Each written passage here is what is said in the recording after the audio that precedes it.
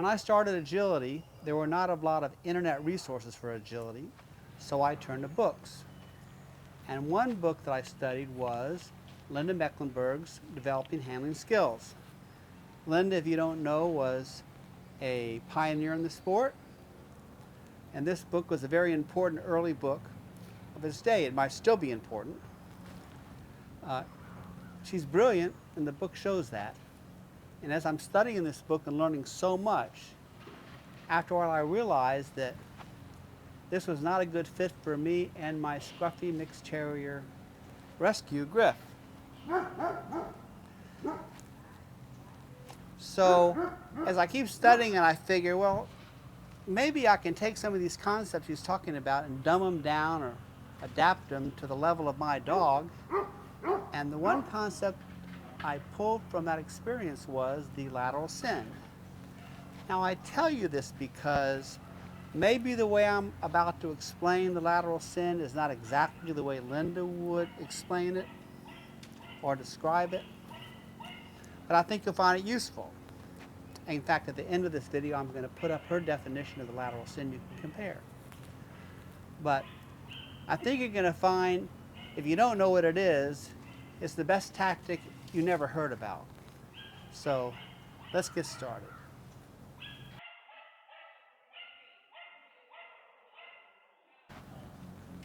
What is the lateral send? Well, I'm going to explain it by starting from where we were before and going through a couple of steps, then you're going to get it. So let's start with the 3, 4, 5 we've been talking about in the earlier commandments. And as you know, that's 3, that's 4, that's 5. You know, you go and parallel your dog past 3, and you want to go this way as soon as you can, but you have to wait till the dog is committed to 4 before you turn away. Because if you turn away before commitment, you're risking the dog coming with you and missing the jump. Well, what if you would veer a little bit away from the dog's path, and maybe, I should say, like a 10-degree angle away from that path, and you're going this way? Is that going to pull your dog off the number 4 jump? And the answer is maybe. From the dog side, the dog has momentum from its speed and obstacle focus, which simplify would say that if a jump is in front of your dog and it's moving, it's inclined to take the jump. It likes to take jumps. So momentum and obstacle focus is coming from the dog, and you have motion mostly in that direction. Now, is your dog going to follow you or take the jump? And the answer is maybe, maybe not. So this to make sure your dog is going to take that jump, while you're going this way, 10-degree angle out, what if you just put your arm out like this or point to the jump? Whatever arm motion you like to use, like a bowling motion or a pointing thing that some people do. Is that going to get your dog over the jump? And the answer is better chance, because you're cueing the dog to take the jump, even though your motion is kind of saying, don't take it. Okay, let's add to that. If you're going along, let's say not just the arm motion, why don't you say jump? Or whatever verbal you use to get the dog to take the jump. So now you have 2 cues in addition to your motion saying, take that jump over there, even though you're kind of moving a little bit away. Okay, so let's add one more cue to that. And this is a very powerful cue. It's shoulders. Now, I have an entire commandment on shoulders. It says, thou shalt point thy shoulders in the direction you want the dog to go. I think shoulders is the most miscalculated cue in all of agility. But it's strong. It's right after motion. So we're going to throw that cue in there. And so here we go. So we're going 10 degrees away, arm out, verbal, and we're turning our shoulders as we go along. We keep our shoulders pointed to that jump over there. And then when the dog commits, then we can turn and run. See, lateral send doesn't matter after commitment, because you can go whatever way you want after commitment, right? Okay, so what we've done here is we've created what I call a cue package, a combination of cues to send a strong message to your dog. Your motion, mostly in that direction, with your arm and your verbal and your shoulders all pointing toward the jump you want the dog to take. before commitment.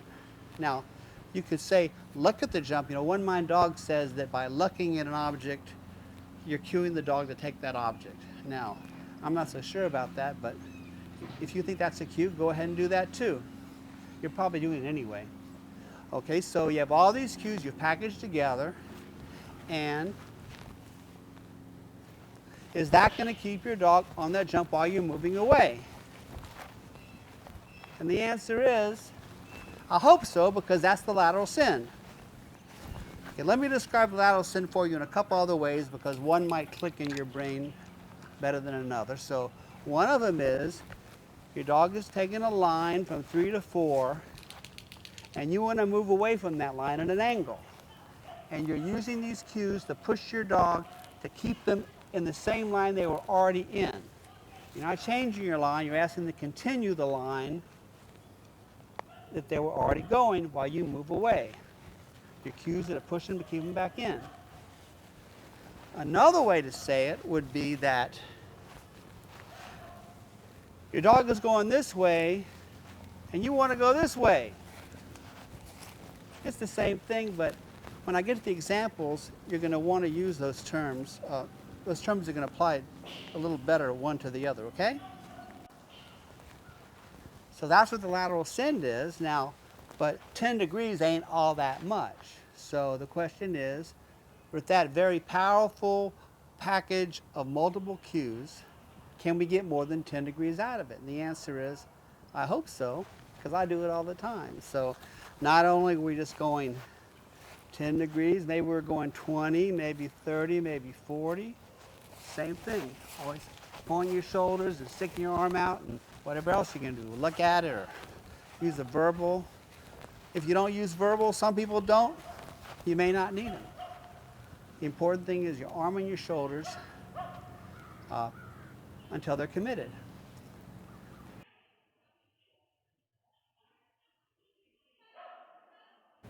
Okay, so now we have talked about what it is, and before we go to the examples, let's make sure you have the mechanics down. So you've seen me a number of times. I'll do it one more time from behind. So we're walking at an angle, we're turning our shoulders, arm out in the voice, and maybe looking at the jump. And then when they're committed, then you can turn and run, okay?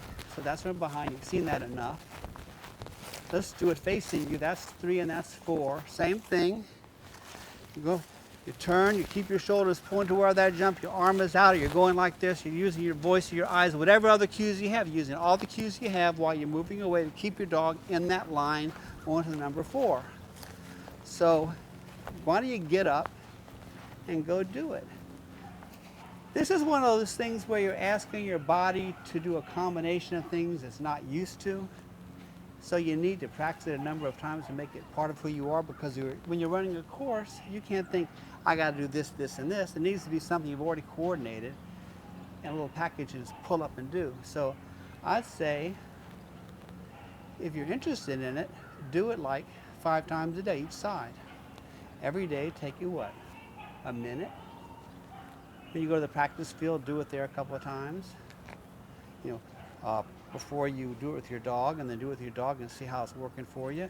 And when you walk on your course, physically go through the motions of a lateral send. Get your short-term muscle memory into play there, because you got to get your muscle memory going, because you're not going to be able to think of every step when you're in the middle of a course, okay? So that's your mechanics. Now let's turn to what's it good for?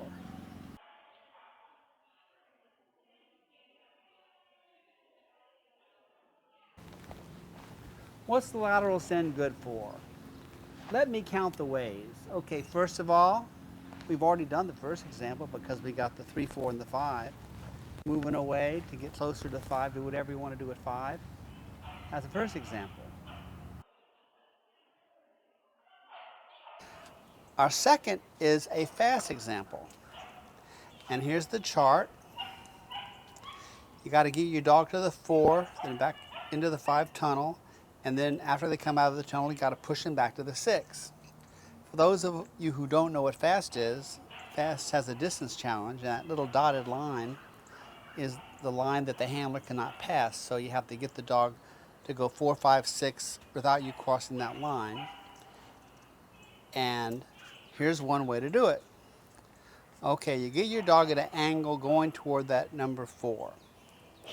Remember, you can't cross the dotted line, so maybe the momentum, if they're going fast enough, is going to be enough to get them to the 4, but what if you want to cue a little bit more to make sure they're going to take the 4? Well, there's your lateral send. Now let's look at the 3, 4, 5 for a second. Again, you see how there's like a little dog leg? You're moving away from the dog's path. Well, here's the exact same thing right here. You're going to the line, and as you want them to continue in their line to the number 4, and you're turning away and doing your lateral send moves. Basically the same moves as in the first example. Okay, that's how you get the 4. Since we're on this one, let's go to getting to the number 6 after you do the tunnel 5. Well, your dog is coming out of the tunnel, and you have to push the dog back to the number 6 because it's not right in his face. You have to push him back there.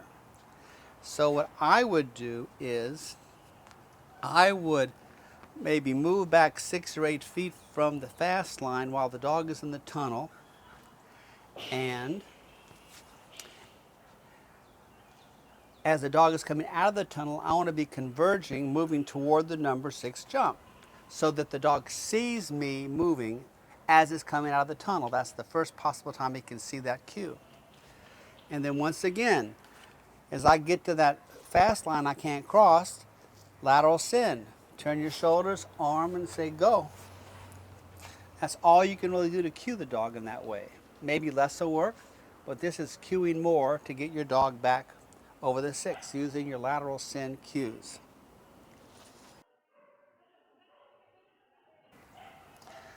For our third example, let's revisit the 7, 8, 9 that we used in converging to save or correct a dog about to miss a jump. Actually, what happened there is that the handler failed to cue the number 8 until commitment, and it's anxiousness to get over to the number 9 and pulls the dog off the 8. And this is a way to push the dog back on the 8. That was in the conversion commandment. Well, it'd be better to cue that number 8 than take the time to do the correction. And of course you want to cue that 8 until commitment, but sometimes commitment is not so perfectly easy to estimate. So before point of commitment, and maybe even after commitment, why don't you just do your lateral send moves? Turn your shoulders, point to the number 8, put your arm out there, say go. That's more cueing to get your dog over the number 8. It's not really a lateral send, I'd say, but in this case I would call it a lateral send type move, because you use the lateral send cues to cue more to get your dog over a jump, the number 8 here. And the same idea kind of goes for the big circle. Here's the big circle we talked about in the first commandment, where I'm saying that you are converging to each and every jump, and it's a series of straight lines to accomplish your big circle. But this is just an extra amount you can cue to get your dog over those jumps. If you're not exactly sure where commitment's going to be, just turn your shoulders toward the jump. Use your arm and voice, your lateral send moves to cue those jumps more. Lateral send type moves. Okay, here's one. The next one is, remember in the second commandment we talked about setting a line. And toward the end I talked about sometimes you kind of want to sidestep to move into a position where you can set a line. You need to move to the side so that when you're crossing, in this case, when you're crossing the number 7, you're going in the direction of number 8. You're setting a line in that way. Sometimes you have to kind of sidestep and move to the side to get in that position to set that line.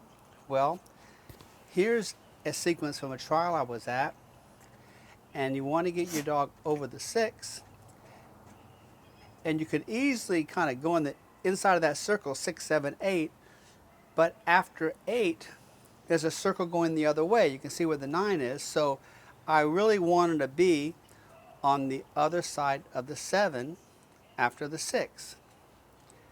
like over here, okay?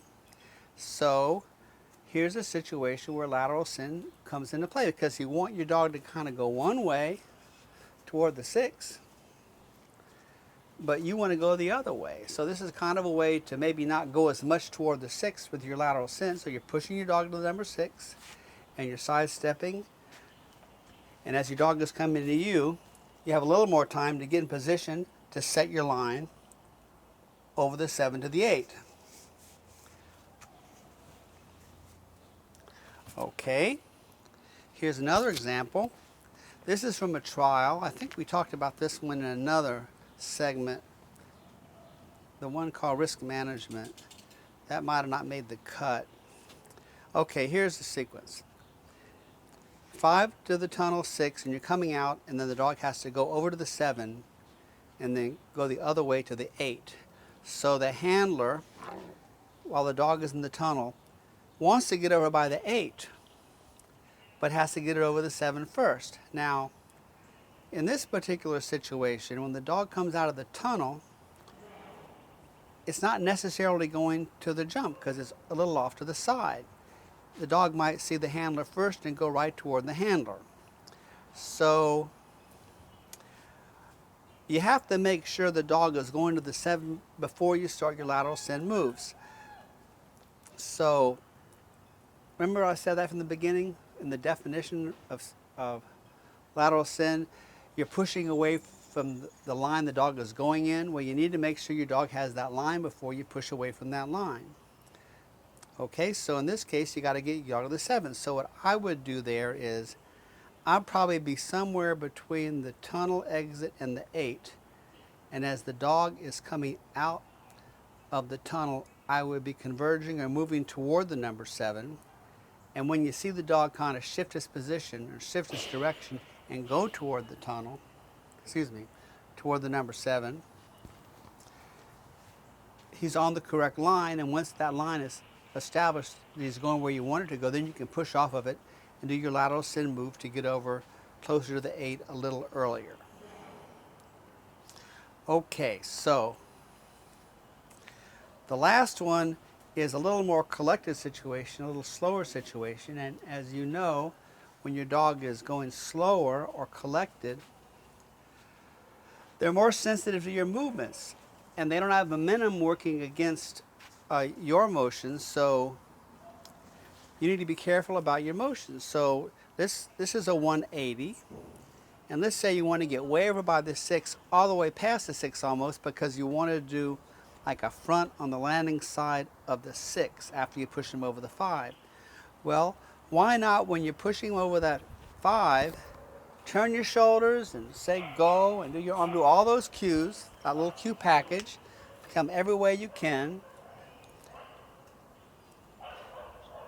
to make sure they take it so you can run over to the 6 where you want to be. Now, at this point, because they're going slow, maybe you don't know what commitment is. Because if they're going slow, even right before the jump, if you move away from them, they might follow you rather than taking the jump. So maybe this is a substitute for commitment because they're really not committed. So here's a way to really, really cue it hard with the lateral send cues to get them over the 5 so you can run over by the 6. There you have it. Several examples of using the lateral send in very different ways. You know, I've done every one of those several times. And if you didn't quite understand all of them, don't let that put you off, because I've been doing this like 7 or 8 years and hundreds of runs. You know, I walk my courses and every now and then I say, you know, if I could get away from my dog just a little earlier, maybe I could do something like better set a line. If you didn't quite understand everything, start off easy. Start with like the 3, 4, 5, just to get closer to number 5 sooner. Try it in fast. How many handling options do you have in fast? You know, you build your dog's momentum to get them to take the first jump past the send line, but what can you do after that? The only way you can cue more is the lateral send. Turn your shoulders, voice, arm, and then just in your general handling. Let's say you're in situations where you say, you know, I might pull my dog off that jump. So you just turn your shoulders and put your arm out and, you know, cue more of that jump to make sure they take it. Lateral send. Try it. You like it. At the beginning of this video, I mentioned how the seed of this idea for me came from reading Linda Mecklenburger's book, Developing Handling Skills. And so what I'm going to do right now is, at the end of the credits, I'm going to post her definition of the lateral send from her book. It's a copy from the glossary of her book. And if anybody has any copyright complaints about that, just email me and I'll just take it down right away, no questions asked. Anyway, it'll be up there for now, and you can compare it with what I do, and that's it. Don't forget to cue more. Thanks.